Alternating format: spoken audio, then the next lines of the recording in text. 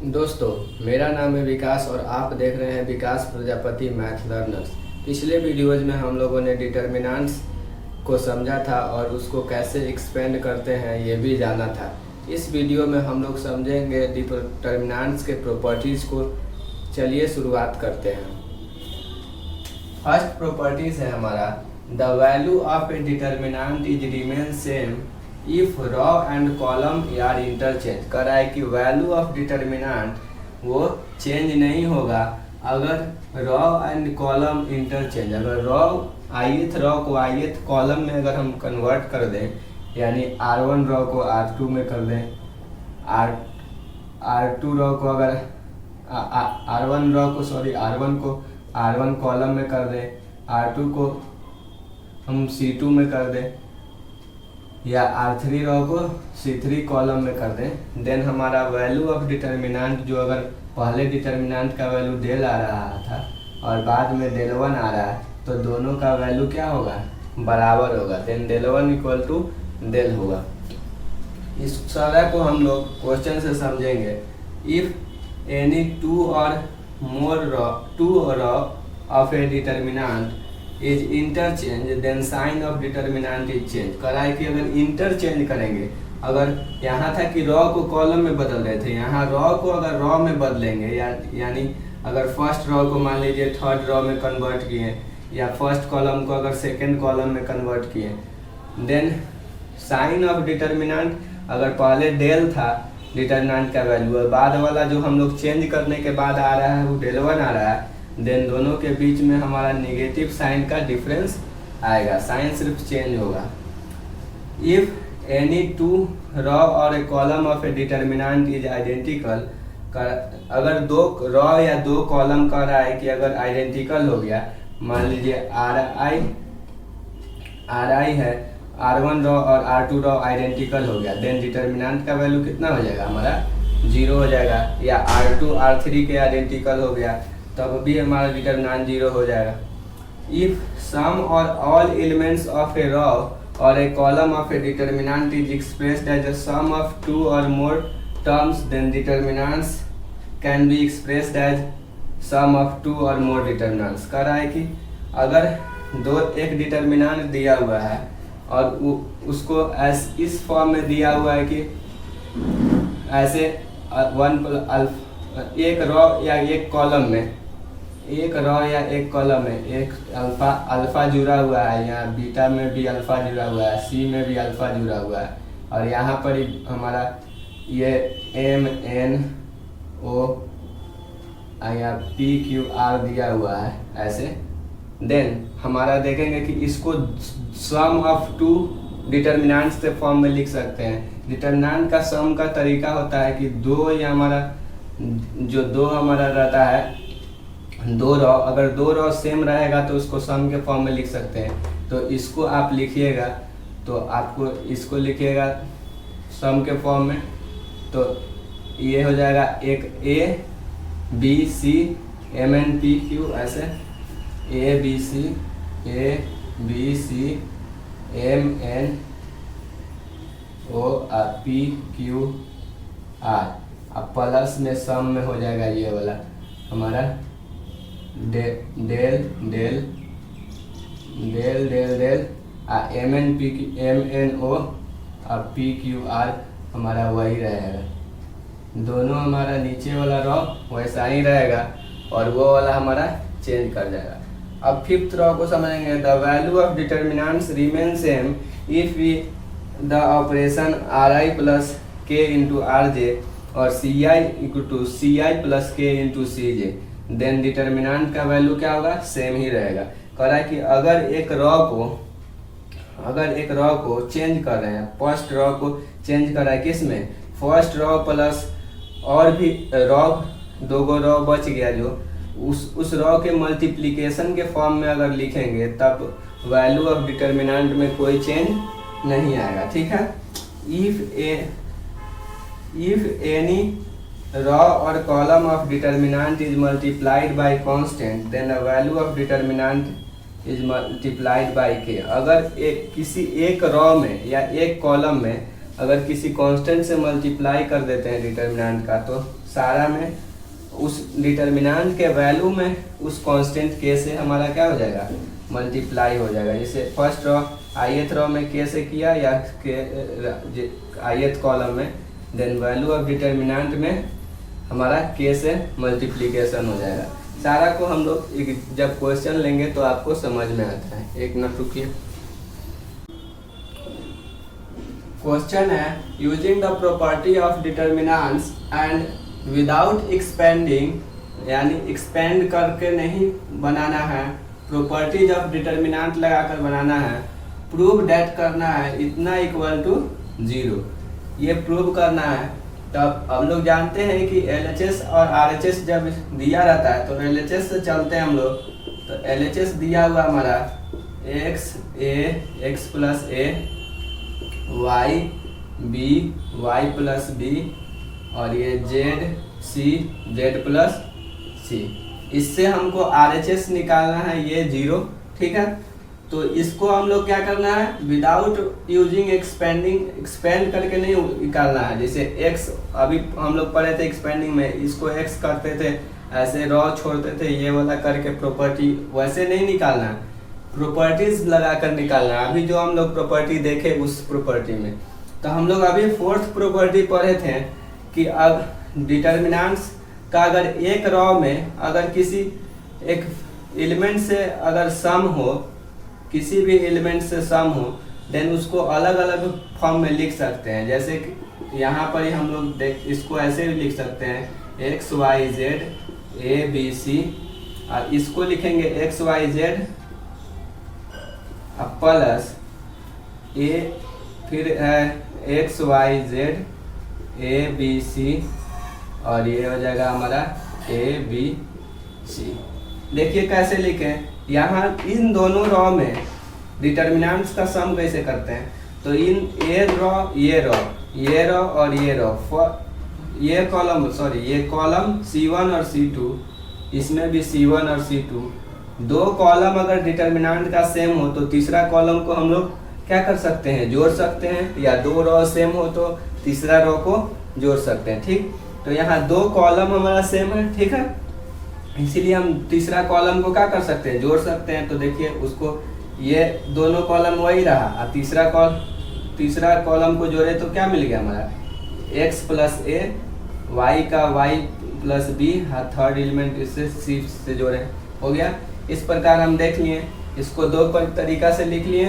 अब हम क्या करेंगे, यहाँ पर ही देखते हैं कि हम लोग अभी प्रॉपर्टी पढ़े हैं, थर्ड प्रॉपर्टी, कि अगर टू रॉ और column of a determinants is same then determinants का वैल्यू कितना आ जाएगा, 0 आ जाएगा।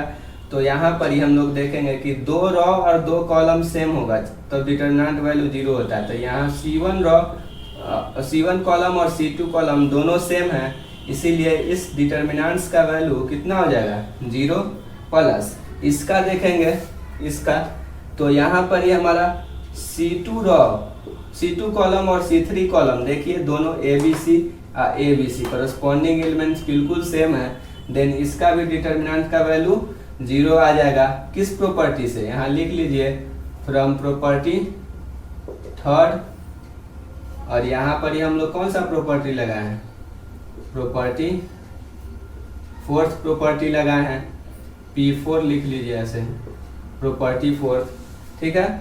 आपको एग्जाम में लिखना होगा तो पूरा लिखिएगा कि दो रॉ बराबर है, इसीलिए हम लोग यहाँ पर ही 0 किए हैं, ठीक है। और यहाँ पर ही हमारा कितना आ जाएगा, 0। RHS हमारा आ गया, LHS से चले थे, RHS से आया, प्रूव हो गया। प्रॉपर्टी का लगा कर कहा था हम लोग, प्रॉपर्टी लगाए, दो प्रॉपर्टी का इसमें यूज हुआ, ठीक है।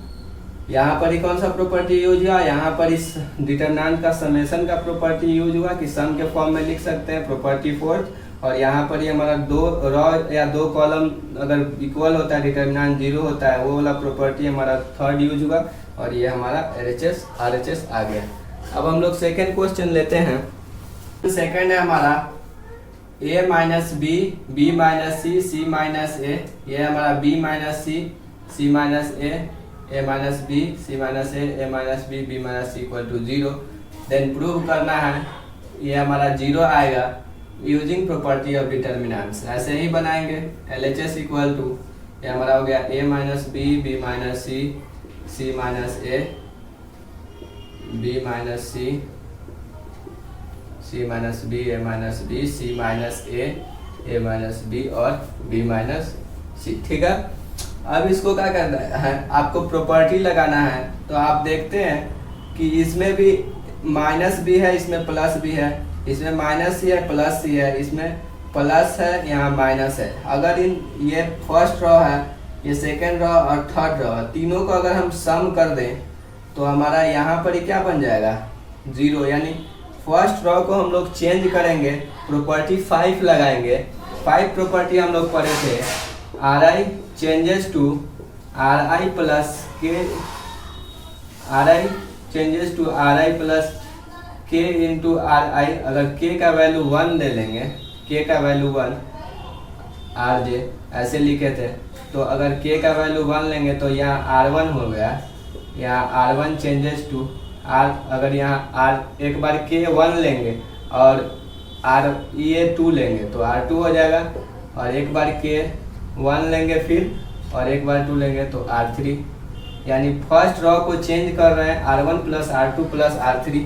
ऐसे चेंज करेंगे कि हम लोग 0 आ जाए या कुछ आसान आ जाए। तो 0 आ जा रहा है, देखिए फर्स्ट रॉ, सेकेंड रॉ और थर्ड रॉ तीनों को जब सम करेंगे तो ये A से A माइनस हो जाएगा, C से C हो जाएगा, B से B, तो 0 आ जाएगा। तो यहाँ लिख देंगे ये property, R1 changes to R1 plus R2 plus R3। Applying लिख देंगे, applying R1 changes to R1 plus R2 plus R3। ये हमारा हो जाएगा, इन तीनों को जोड़ेंगे तो हमारा ऊपर 0 आ जाएगा, इन तीनों को जोड़ेंगे तो B से B कट जाएगा, C से C, A से A, तो ऊपर भी 0, और ये इन तीनों को भी जोड़ेंगे तो ये C से C, A से A, B से B कट जाए 0। सेकेंड और थर्ड रॉ हमारा वैसा ही रहेगा, B minus C, C minus A minus B, और ये हो जाएगा C minus A minus B और B minus C।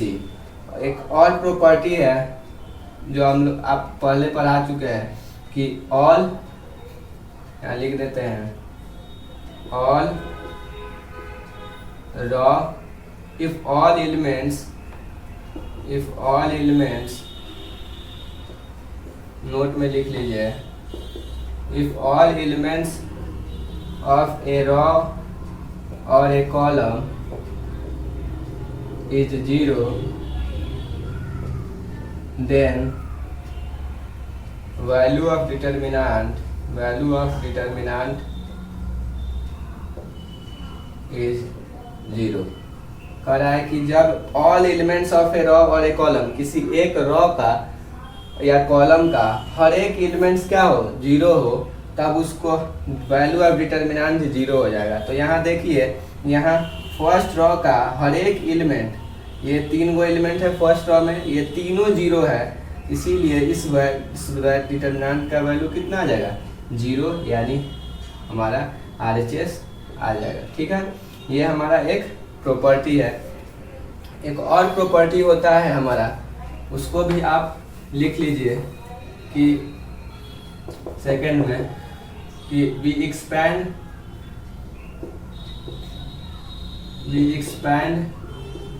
determinant from that row or column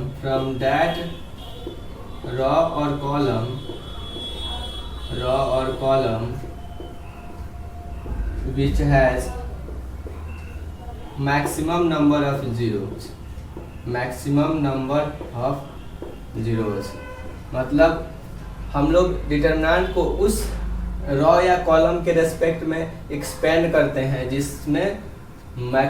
जिससे हमको मैक्सिमम नंबर ऑफ जीरोस मिलता है। एग्जाम्पल से आप समझिए, जैसे मान लीजिए आप एक डिटरमिनेंट लेते हैं, एक डिटरमिनेंट है, यहाँ पर दिया हुआ है 2 5 3, यहाँ 7 0 9 5 3 ऐसे दिया हुआ है। इसमें मैक्सिमम इस रॉ में 1 0 है, इस कॉलम में कितना है 2 0 है। और इसमें हमारा एक भी जीरो नहीं है। तो आप किस रॉ से आपको आसानी होगा डिटर्मिनेंट निकालने में, तो उस रॉ से निकालिए जिसमें मैक्सिमम नंबर ऑफ जीरोज हो। तो इस कॉलम में या उस कॉलम में, तो इस कॉलम में C1 कॉलम में आप देख रहे हैं कि मैक्सिमम नंबर ऑफ जीरो है। इसीलिए हम लोग क्या करेंगे कि C1 कॉलम से एक्सपेंड करेंगे। तो लिखेंगे एक्सपेंडिंग अलोंग C1 कॉलम के एक्सपेंडिंग हम लोग अलोंग करते हैं। तो ये हमारा देखिए ये एलिमेंट्स है जीरो, ये जीरो है। तो इस रॉ के फर्स्ट एलिमेंट ऐसे करेंगे तो जीरो आएगा, ये वाला 9 1 5 3। फिर ये जीरो एक बार प्लस होता है, इसके आगे क्या होता है माइनस। हम लोग determinant expanding of determinant first video में पढ़े हैं, नहीं देखेंगे तो आई टैब पर आ रहा होगा लिंक, देख लीजिएगा। और यहाँ पर ये हमारा सेकेंड एलिमेंट है -7 आया, और इसको फर्स्ट ये सेकेंड रॉ का एलिमेंट है, तो ऐसे इस रॉ को इस कॉलम को छोड़ेंगे तो 5 3 और ये 5 3 आया, ठीक है। और इसको हम लोग करेंगे प्लस 0 इंटू ये वाला हो जाएगा ये रॉ ये कॉलम, तो 5 3 और 9 1, ठीक है। ये 0 इंटू इतना है तो ये तो 0 हो जाएगा प्लस, क्योंकि ये कुछ भी अगर वैल्यू डिटर्मिनेंट का निकालेंगे तो जो आएगा इसे करके वो उसको गुना करेंगे 0 से 0 हो जाएगा। ये -7 हमारा दिया हुआ है, इसको हम लोग कैसे निकालते हैं तो सेकेंड ऑर्डर का ऐसे तो ये हो जाए 5 दिया 15 और 5 से जब 15 ये भी हो रहा है प्लस ये 0 इंटू ये भी जो आएगा वो भी हमारा कितना आ जाएगा 0 इंटू जितना आएगा वो 0 हो जाएगा, क्योंकि ये 0 से मल्टीप्लाई है। अब देखते हैं यहाँ पर ही ये हमारा -7 है, ये 15 -15 0 हो गया, तो यहाँ पर ही आपका 0 आ गया, ठीक है। ये 0 आ गया। अगर यहाँ पर आप दूसरा अगर मान लीजिए क्वेश्चन लेते हैं, आप दूसरा क्वेश्चन देखिए, अगर यहाँ पर ही आप कुछ चेंज करके रखते, जैसे यहाँ 4 रख देते हैं, ठीक है। तब अब इसका अगर डिटर्मिनेंट निकाले उसी प्रकार अलोंग C1 कॉलम उसी प्रकार निकाल रहे हैं, तो यहाँ पर ही हमारा 0 आता, ये इस कॉलम को छोड़ते 9 1 5 4 और यहाँ -7 है, इस एलिमेंट के स्पॉन्डिंग ऐसे 5 3 और 5 4 आया, और प्लस 0 इंटू इसका इस एलिमेंट के करस्पॉन्डिंग करेंगे इस रॉ के ऐसे 5 3 9 1 5 3 9 1, ठीक है। अब यहाँ पर ये तो 0 हो जाता हमारा पूरा -7, और इसको करते तो 5 4 जा 20 आ रहा है, -5 3 जा 15 आ रहा है, और प्लस ये हमारा पूरा होल 0 आ जाएगा। तो यहाँ से आएगा -7 इंटू ये 20 -5 होता है 15, तो हमारा 5 आता है -35। तो यहाँ पर ये हम लोग देखते हैं कि कैसे मैक्सिमम नंबर ऑफ जीरोज होगा, उसी से हम लोग को निकालने में क्या होता है आसानी होता है। डायरेक्ट ये वाला ये सारा 0 हो गया, डायरेक्ट हमारा वैल्यू निकल गया, ठीक है। ऑप्शन थर्ड है, ये हमारा दिया हुआ है, इसको 0 प्रूव करना है। तो LHS से चलते हैं हम लोग, तो हमारा 2 7 65 3 है 8 है 75 है 5 है 9 है और 86 है। इसको हम लोग को ऐसे अरेंज करना है ताकि डिटर्मिनेंट्स का वैल्यू हमको 0 लाना है। तो अरेंज करेंगे तभी तो, क्योंकि प्रॉपर्टीज लगाना है तो अरेंजमेंट तो करना पड़ेगा। तो इसको कैसे अरेंज करेंगे तो देखिए करते हैं हम लोग। यहाँ पर ही नीचे में ये 2 3 5 है, इसका तो और फैक्टर बनेगा नहीं, तो 2 3 5 को ऐसे ही रहने देते हैं। 7 8 9 है, इसका भी फैक्टर कोई टूटता नहीं है, तो इसको ऐसा ही रहने देते हैं। 65 है, और यहाँ पर ही हम लोग सोचेंगे तो जब हम लोग ध्यान से देखेंगे कि यहाँ पर ही जब 7 से 9 में अगर करते हैं तो 7 अगर इसको हम लोग 7 से किस में करते हैं 9 में करेंगे तो 63 आता है प्लस 2। यहाँ से 8 से 9 में करेंगे 8 से 9 में करेंगे तो आ जाएगा हमारा 72 आता है, और ये 3 जोड़ेंगे तो 75, और 9 से 9 में करेंगे तो 81 आता है, और 5 जोड़ेंगे तो हमारा कितना आ जाएगा 86। तो यहाँ से हम लोग को ये दिमाग आता है कि अगर यहाँ पर ये कॉलम को हम लोग कैसे लिख सकते हैं, ऐसे लिख सकते हैं 7 9 जा 63 प्लस 2 हो गया। इसको हम लोग लिख सकते हैं 8 9 जा 72 प्लस 3, और इसको हम लोग लिखते हैं 9 9 जा 89 मतलब 81 और 5। अब हम लोग देखते हैं इसको क्या है कि ये किस तरह का है। ये देखिए हमारा 7 8 9 ये हमारा C1 कॉलम है। क्या है? C1 कॉलम का एलिमेंट है ना।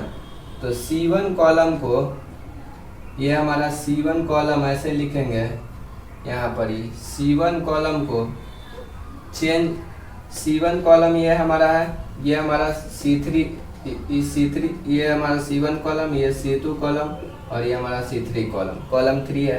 तो यहाँ पर ही हम लोग देखते हैं कि यहाँ हमारा C2 में 9 से किए हैं और उसके बाद C1 कॉलम को जोड़े हैं, तब हमारा ये C3 कॉलम आया है। ठीक है, तो इसको अब हम लोग प्लस के रेस्पेक्ट में जब लिख लिए तो इसको दो पार्ट में तोड़ सकते हैं। तो दो पार्ट में तोड़िए, दो पार्ट में तोड़ते हैं तो आ जाएगा आपका 2 3 5 7 8 9, और ये आ जाएगा आपका 7 × 9 8 × 9 और 9 × 9। अब प्लस में अभी आपको हम सिखाए हैं कि दो कॉलम अगर बराबर होगा तो इसको सम के फॉर्म में लिख सकते हैं। तो 2 3 5 और 7 8 9, और ये हो जाएगा आपका 2 3 5। ठीक है, इसके बाद आपको क्या करना है कि अभी आपको 6th प्रॉपर्टी यूज करना है। एक रॉ और एक कॉलम में अगर सारे एलिमेंट में मल्टीप्लाई हो सेम एलिमेंट से, तो उसको हम लोग बाहर निकाल लेते हैं। उतना मल्टीप्लिकेशन हो जाता है अगर एक रॉ में। तो ये देखिए C3 कॉलम में 9 9 9 से मल्टीप्लाई है, तो C3 यहाँ पर ही 9 हमारा बाहर आ जाएगा। LHS में लिखते हैं 9 हमारा बाहर आ जाएगा, और यहाँ हो जाएगा 2 3 5 7 8 9, और ये हो जाएगा हमारा 7 8 9, क्योंकि 9 तो बाहर आ गया एक रॉ और कॉलम से। प्लस यहाँ देखिए कि ये हमारा दो रॉ, यहाँ दो कॉलम हमारा C1 कॉलम और C3 कॉलम, C1 और C3, यहाँ दोनों का एलिमेंट्स हमारा क्या है, सेम है। 2 3 5 आ गया और 2 3 5। और अभी आपको बताए थे कि 2 रॉ या 2 कॉलम अगर सेम हो जाता है तो हमारा वैल्यू ऑफ डिटर्मिनेंट कितना हो जाता है, 0 हो जाता है। 4th प्रॉपर्टी में आपको समझाए थे। तो यहाँ हमारा इसका वैल्यू क्या लिखेंगे, 0।